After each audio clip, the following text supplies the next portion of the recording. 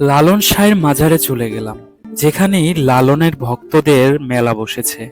এই কথা শুনেই আমি চলে আসলাম কুষ্টিয়ায়। আর লালন শাহের জন্ম আনুমানিক 1774 খ্রিস্টাব্দে, আর তিনি মৃত্যুবরণ করেন 17ই অক্টোবর 1890 খ্রিস্টাব্দে।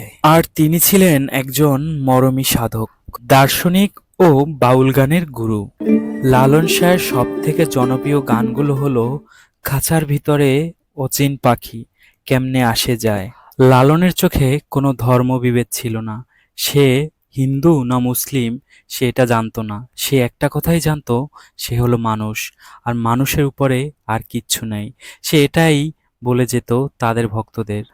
তাই আমিও চলে আসছি লালন শাহর এই মাজারে, যেখানেই তার ভক্তবিন্দুরা রয়েছে।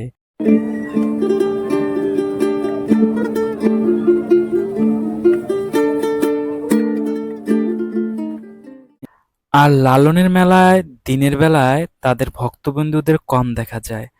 আর সূর্য ডুবে যাওয়ার সাথে সাথে এখানে মানুষের ঢল তৈরি হয়, যেখানে আপনি স্বাভাবিকভাবে ঢুকতে পারবেন না।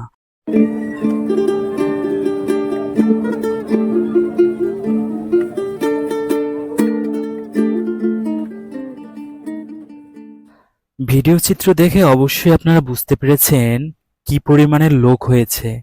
আর লালনের ভক্তরা এখানে এই যে ডিসপ্লেটা দেখছেন, এর মঞ্চের এপাশে ডিসপ্লে লাগানো আছে এরকমের, যেখানে যারা গান গাইবেন তাদেরকে এখানে বসেও দেখা যাবে, এবং সোজাসুজি স্টেজে প্রোগ্রামগুলোও দেখতে পারবেন। তো স্টেজ প্রোগ্রামগুলো দেখতে গেলে ভিতরে প্রবেশ করতে হবে, তাই ভিতরে প্রবেশ করার জন্য আমরা একটু চেষ্টা করছি।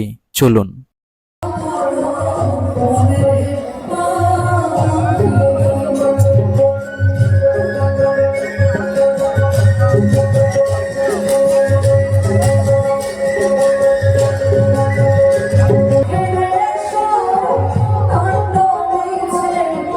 তো কিছু লালনের ভক্ত আছে যারা স্টেজে গান গেয়ে থাকেন, আর কিছু ভক্ত আছে যারা খোলা মাঠে এভাবেই লাফালাফি ঝাপাঝাপি করে থাকেন, এবং তারা যদি কখনো অসুস্থ হয়ে থাকে তাহলে তাদের জন্য একটা মেডিকেল টিম আছে যারা আপনাদেরকে সেবা দিয়ে থাকেন। আর তারপর যদি আপনাদের ক্ষুধা লেগে থাকে তাহলে কিছু মুখরোচক খাবার আছে এবং মিষ্টি আছে খুব সুন্দর সুন্দর এখানে।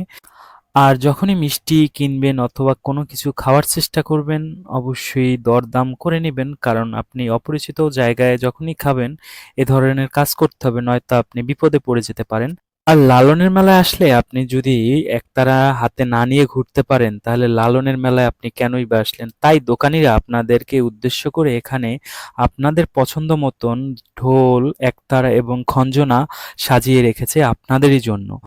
আর লালনের মেলায় আসলে এই ভাস্কর্যটা আপনি দেখতে পাবেন, যেটা খুবই ভালো লাগে।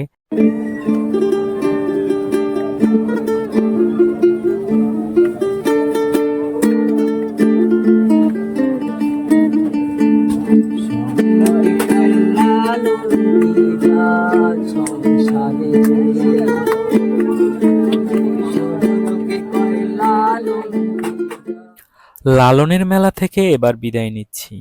সবাই ভালো থাকবেন এবং সুস্থ থাকবেন, সুন্দর থাকবেন। আর আপনার মতামত অবশ্যই জানিয়ে যাবেন। আর আমার এই ছোট্ট চ্যানেলটি একটু সাবস্ক্রাইব করে যাবেন, সামনে যেন আরো ভিডিও করতে পারি আপনাদের দেখানোর জন্য।